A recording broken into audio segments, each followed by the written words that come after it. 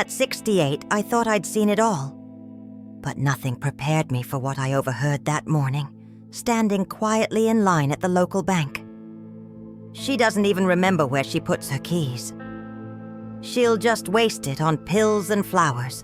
And then, laughter. From my own grandchildren. They were planning to forge my signature, drain my savings, because to them I was too old to manage my own money. Maybe you felt that kind of pain, when love turns into silence, and respect vanishes without warning. Right there between account numbers and fake smiles, my heart broke in two. But in the middle of that heartbreak, something inside me woke up. That night, searching through old documents for comfort, I found something my late husband had left behind. And in that quiet discovery, I realized justice doesn't always shout. Sometimes it waits, patiently. It was a chilly Thursday morning, the kind that clings to your sweater and makes your bones ache a little more than usual. I held my number ticket in one hand and my purse in the other, waiting like I always did. Third Friday of the month, same time, same chair. The bank smelled like lemon disinfectant and old carpets, and the faint sound of typing mixed with the low hum of conversations. I liked the quiet here. Predictable. Safe. It made me feel in control. Like maybe aging wasn't so bad after all. A young teller I'd known since she was in braces gave me a kind nod. Her smile was polite, but her eyes already looked past me, onto the next customer. That was fine. I wasn't here to chat. I just wanted to check my statements. Maybe ask about transferring a small amount to my church donation fund. My late husband always said routine is a form of love, and I clung to that. Each step, each errand, felt like a thread tying me to the world we once shared. The chair was cold when I sat down, and I crossed my legs slowly, careful not to jostle my knee. I could hear snippets of conversations around me. Mortgages, retirement plans, someone arguing about overdraft fees. But nothing unusual, nothing alarming. Just the usual rhythms of a small-town bank. A quiet place where secrets had no reason to live. Or so I thought.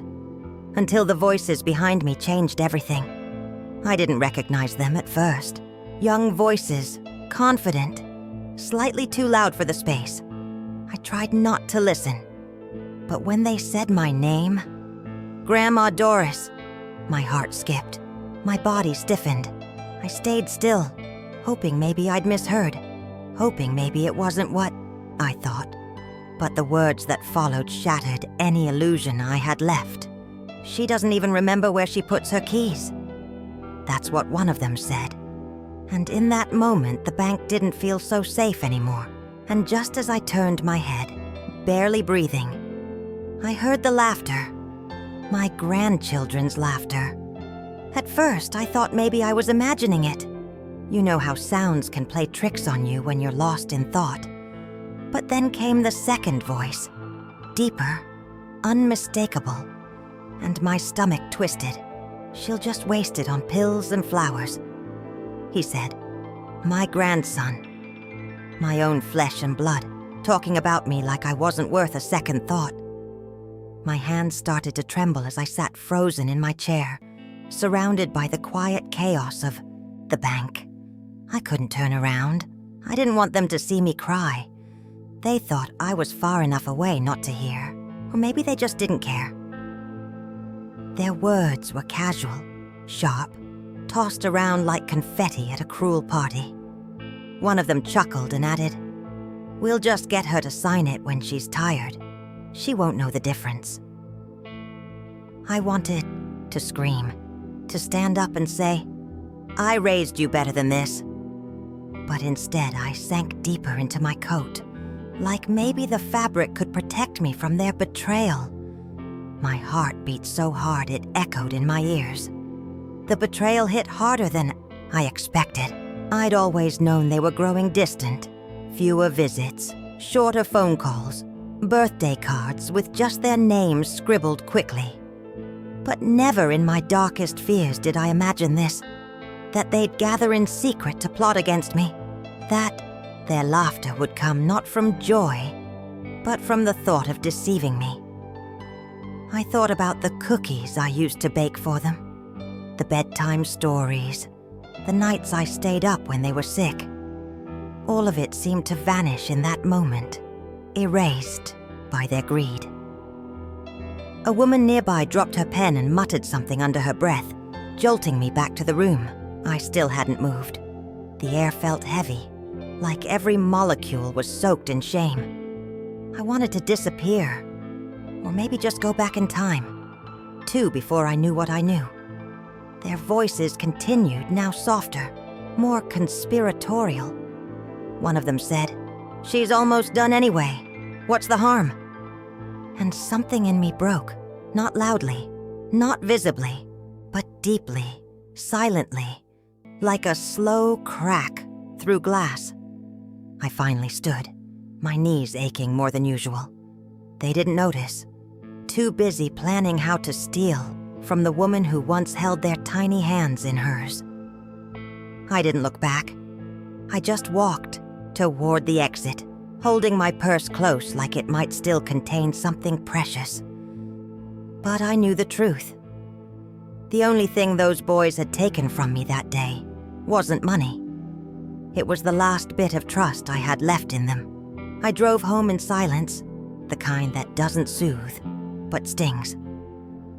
The radio stayed off, and all I could hear was the ticking of the turn signal, like a metronome counting the beats of my broken heart.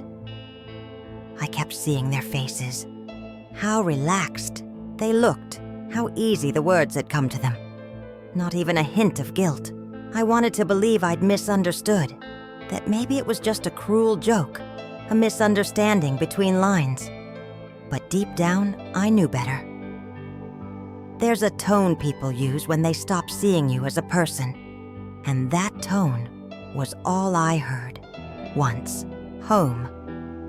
I placed my keys in the bowl by the door, exactly where I always do. Their words echoed in my head. She doesn't even remember where she puts her keys. That sentence haunted me more than the rest. It wasn't just about the money. It was about who they thought I was. An old woman fading into confusion. A burden. I sat on the couch for a long time staring at the carpet, my hands resting on my lap like they no longer belonged to me. Grief didn't come in tears. It came in stillness, in the kind of silence that stretches through your ribs and settles in your chest like smoke. I thought about calling someone. Maybe my sister in Arizona, or my friend Lillian from church. But I couldn't find the words. How do you explain that? Your own grandchildren are planning to rob you. Not out of desperation, but convenience. I imagined the disbelief in their voices, the polite pauses, the attempts to cheer me up. No, this wasn't something to share. Not yet. Some kinds of pain feel too private, too raw to release into the air. So I stayed alone with it, letting the ache settle into the walls of the house like an unwanted guest who had no intention of leaving. It's strange how betrayal doesn't always scream. Sometimes it arrives in whispers and footsteps you once trusted. I looked around the living room. Photos of birthday parties, family reunions, handmade cards from when they were small. All of it now felt like a lie. Were they pretending all along? Or did something in them change while I wasn't paying attention? The worst part was realizing that I couldn't even ask. That if I did, they might lie to my face, adding insult to injury. The people I once would have died to protect had, in one careless morning, reduced me to a signature on a page. I got up slowly and went to the kitchen, where the teapot still sat from breakfast. I filled it with water and turned on the stove, hoping the ritual would calm me. But nothing tasted right anymore. Not the tea, not the quiet, not even the safety of my own home. I was surrounded by the familiar, yet I felt like a stranger. And worse than that, I felt invisible, like a ghost, wandering through her own memories, no longer seen, no longer heard, no longer needed. That night, the house felt colder than usual, not in temperature, but in spirit, the kind of cold that seeps into your bones, even when the heater is on and you're wrapped in blankets. I sat in my bedroom with the lamp on low, surrounded by old shoeboxes and dusty folders I hadn't touched in years. I wasn't sure what I was looking for. Maybe a distraction, maybe comfort. But my hands moved on their own, pulling out papers yellowed with time, bills, letters, notes scribbled in my husband's steady hand. The sight of his writing made something in me soften and break at once. I ran my fingers across one envelope like it might still be warm from his touch. It smelled faintly of cedar and old ink, and for a moment I could hear his voice in my head. "You always forget how strong you are, Doris," he used to say, holding my hand when life got heavy. I whispered his name into the room, and the silence answered back, not empty, but full of memory. The world outside had turned cruel and uncertain, but in those pages I found little anchors of love, pieces of a life we built together, brick by brick, day by day. I remembered the nights we stayed up late balancing our checkbook, laughing over how much we'd spent on takeout or garden tools. Money was never about power to us. It was about trust, shared purpose, care. And now, our grandchildren treated it like a trophy they deserved for simply waiting long enough. I pressed one of the letters to my chest and closed my eyes. I wasn't crying, not really. Just leaking quietly, like a roof that gives in after too many storms. Each memory that surfaced felt like a lifeline, pulling me back to the woman I used to be, the woman he believed in. There was one file at the bottom of the drawer I didn't recognize, thick, sealed, and marked with a red ribbon. My breath caught when I saw his name on the corner, his handwriting again, firm and deliberate. I hesitated. My fingers trembled as I untied the ribbon, feeling the weight of something important, something forgotten.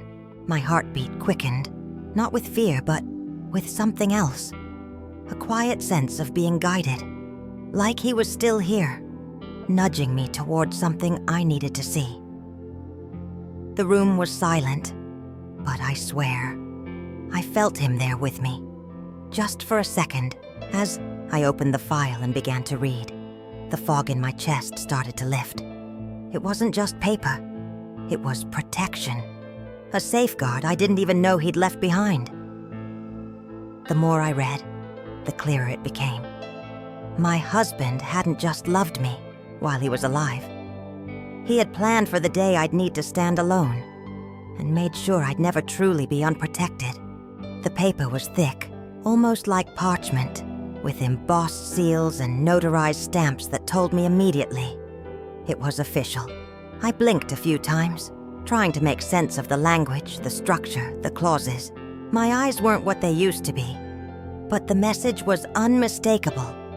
It was a legal contract, registered and signed years ago.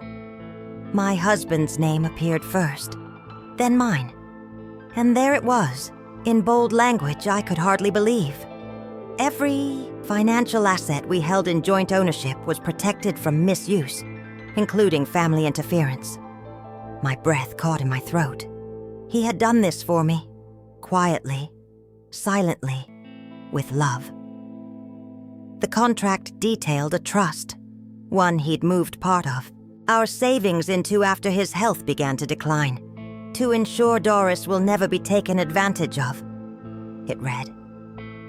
My hands shook as I held the document, not from fear, but from the sheer weight of being seen, being cared for, even in absence.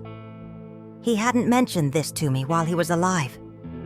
Maybe he knew I'd protest. Maybe he also knew the world could turn cruel when it thinks you're weak. And so, he acted without fanfare. a silent warrior in a cardigan and slippers, signing papers to protect a future I hadn't even imagined. I felt the layers of grief shift inside me. There's the kind of sorrow that comes from loss, and then there's the kind that comes from realizing you were never truly alone. I hadn't just been his wife. I had been his priority, and in that moment I felt held, supported. Like the universe had wrapped me in one final embrace from the man who used to warm my cold feet in bed and always brought me the last slice of pie. Tears finally came. Not from pain this time, but from gratitude. Deep, aching, impossible to express gratitude. I read the entire contract twice, then a third time to be sure. Every page seemed to shine a little brighter under the desk lamp, as if the truth itself was glowing. The bank couldn't touch these funds without a multi-step verification process, one that couldn't be bypassed by anyone, not even family. And my signature? Legally irrelevant without specific legal clearance, something the boys had no way of obtaining. It wasn't just a wall, it was a fortress. One my husband had quietly built around me with ink and intention. I placed the folder on my lap and sat back, the weight of fear finally lifting from my chest. My hands were still trembling, but now with purpose. Tomorrow I'd invite them over, not to yell, not to beg for love that clearly didn't exist, but to show them this paper, this act of love, this proof that I was never as alone or as helpless as they thought. Because sometimes the loudest kind of justice is the one that waits in silence until the right moment to speak. I didn't sleep much that night. I lay in bed, eyes wide open, the folder clutched against my chest like a shield. Morning came slowly, seeping through the curtains in streaks of gold and gray. I made coffee as usual, my movements careful, deliberate. The clinking of the spoon against the mug, the soft hum of the kettle. It all felt louder in the stillness of what was about to happen. I sat at the kitchen table and stared at the phone. For a long time, I did nothing. Then, with a steadiness I hadn't felt in days, I dialed both their numbers. "Come for breakfast," I said. "I'd like to see you." They arrived late, of course, walking in with the swagger of young men who thought they knew everything. The same boys I once rocked to sleep now stood before me with eyes that didn't quite meet mine. I greeted them like I always had. Soft smile, warm voice. But this time, I didn't reach for a hug. I simply gestured to the table. I had made their favorite. Scrambled eggs with cheddar. Bacon crispy the way they liked. Toast with strawberry, jam. The smells filled the house, just like when they were little. But the warmth wasn't real. It was a curtain, and behind it something waited. They talked at first, trying too hard to be casual, asking how I was, how I slept, complimenting the food. I nodded, said little, let them stew in the silence I no longer feared. Then, halfway through breakfast, I placed the folder on the table. No speech, no preamble, just the sound of paper hitting wood. They looked at it, then at me. "What's that, Grandma?" one of them asked, his fork frozen midair. I met his eyes finally, and said softly, "It's the part of your grandfather you didn't know, the part that still protects me." They opened the folder with hesitant fingers, scanning the pages. I watched the color drain from their faces. The legalese hit them quickly. Protection, restricted access, fraud provisions. One of them looked at me, eyes wide. You knew?" he stammered. I took a sip of my coffee, the bitterness grounding me. "I heard every word," I said. "At the bank, when you thought I was just an old woman waiting her turn." The room went still. The only sound was the ticking clock on the wall, counting down the last moments of who we used to be. Neither of them touched their food after that. I didn't offer comfort. I didn't soften the blow, because this wasn't just about money. It was about what they'd chosen to become.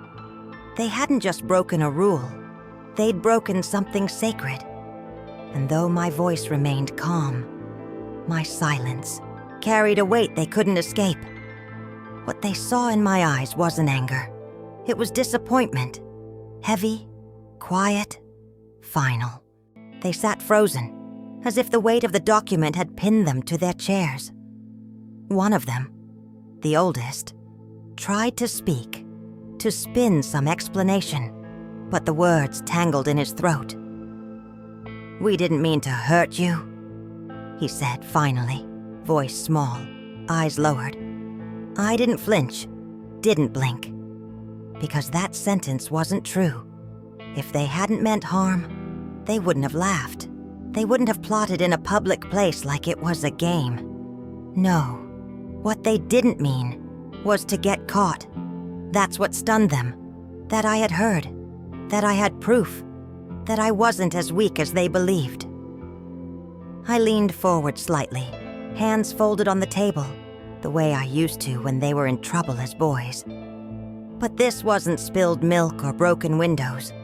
This was a fracture of trust that no apology could mend. "You looked me in the eye last Christmas," I said quietly, "and told me I was the rock of this family. Was that just performance?" The silence that followed was louder than any answer. They couldn't look at me. Couldn't meet the eyes of the woman they'd nearly turned into a victim. And for once, I didn't fill the silence. I let it stretch, let it burn. Then I said the one thing I knew they weren't prepared for. "You've already lost more than you think." That got their attention. They looked up confused, searching for anger, accusation, but all they saw was grief, not the kind that screams, but the kind that settles in your bones when someone dies, or when something sacred is broken beyond repair. "You didn't just try to take my money," I continued.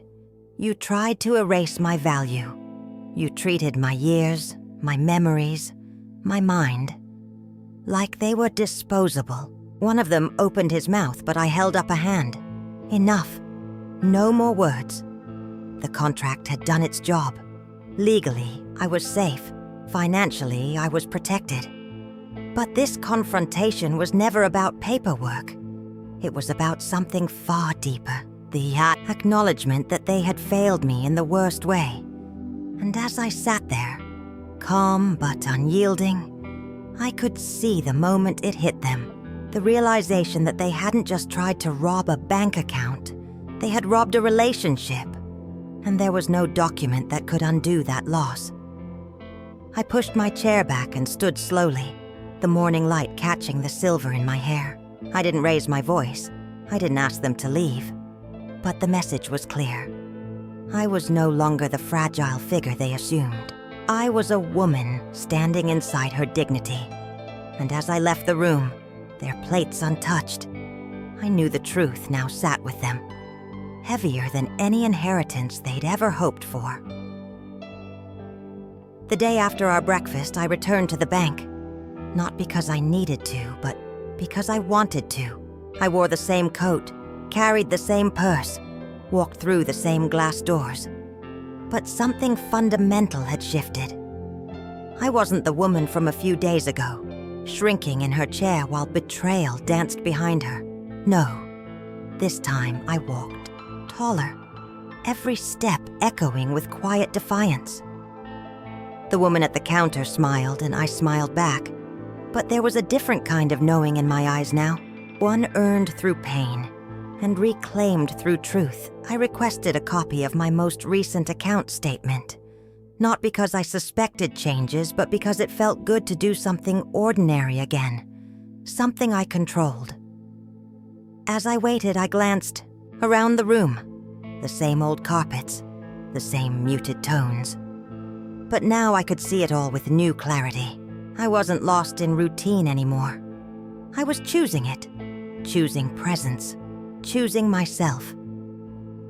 I let the hum of machines and muffled voices surround me, but none of them touched me the way that laughter once had. That wound had closed, not without a scar, but closed nonetheless. A man 2 spots behind me argued with a teller about a lost check. A woman to my right juggled 2 kids and a diaper bag. Life, in all its ordinary messiness, moved on around me. And I let it. I breathed it in. I no longer needed to prove anything to anyone. Not even to myself. My husband's signature at the bottom of that contract whispered through my memory like a promise kept. He had seen this moment coming. Maybe not in detail, but in spirit. And with every page he signed, he made sure I'd never be left defenseless in a world that forgets to see old women as whole. The teller handed me the papers and I thanked her, then turned to leave. I passed the spot where I'd once overheard the laughter, the place where everything had cracked open. I paused just briefly, letting my hand brush against the counter. Not in sadness, but in remembrance. That moment hadn't broken me.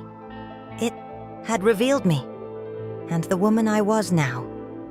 She wasn't someone you could fool or erase or steal from.